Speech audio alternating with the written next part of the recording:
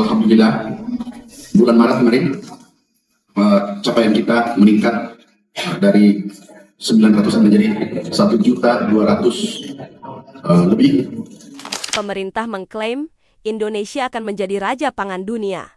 Puluhan ribu ton jagung siap diekspor. Triliunan rupiah dari kelapa menanti di depan mata. Sebuah mimpi besar yang membanggakan. Tapi, di balik klaim fantastis ini, ada cerita yang jarang sampai ke telinga kita. Cerita dari mereka yang tangannya langsung menyentuh tanah. Benarkah mimpi ini semudah yang diceritakan?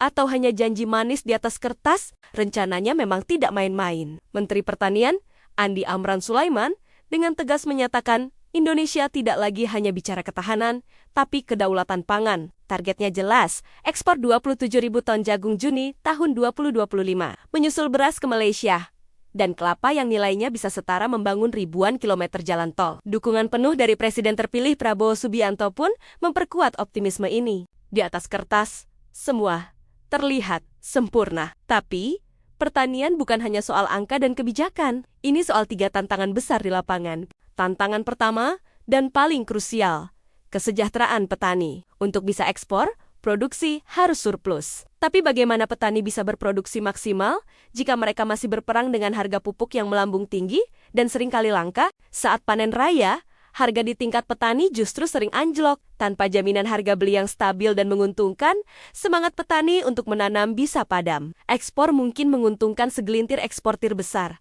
Tapi apakah manisnya benar-benar sampai ke petani di pelosok desa? Tantangan kedua, infrastruktur. Menanam jagung di lahan seluas 56.000 hektar di Kalimantan Barat adalah satu hal, tapi membawanya keluar dari sana adalah cerita lain. Jalan yang rusak, jembatan yang tak memadai, dan sistem logistik yang mahal menjadi hantu yang menggerogoti keuntungan. Biaya logistik yang tinggi bisa membuat harga jagung kita tidak kompetitif saat tiba di pasar internasional. Tanpa perbaikan infrastruktur yang masif dan terintegrasi, surplus produksi hanya akan menumpuk di lumbung, bukan di kapal ekspor. Dan tantangan ketiga, persaingan global.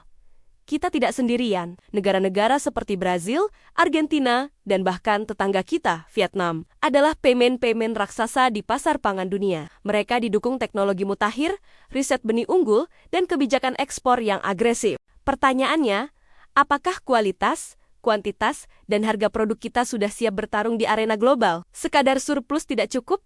Kita butuh produk yang konsisten dan memenuhi standar internasional yang ketat. Jadi, apakah mimpi Indonesia menjadi raja pangan dunia itu mustahil?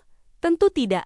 Potensinya nyata, semangatnya ada. Namun, jalan menuju ke sana tidak dilapisi karpet merah. Kedaulatan pangan sejati bukan hanya tentang angka ekspor, tapi tentang memastikan petani sejahtera, infrastruktur terbangun, dan produk kita berdaya saing. Ini adalah pekerjaan rumah besar yang harus diselesaikan bersama. Dari istana hingga ke pematang sawah. Rencana besar ini adalah langkah awal yang patut diapresiasi. Tapi keberhasilannya akan diukur bukan dari pidato para menteri, melainkan dari senyum sejahtera di wajah para petani kita. Bagaimana menurut Anda? Apa tantangan terbesar yang dihadapi petani di daerah Anda? Bagikan pendapat Anda di kolom komentar. Mari kita kawal bersama mimpi besar ini.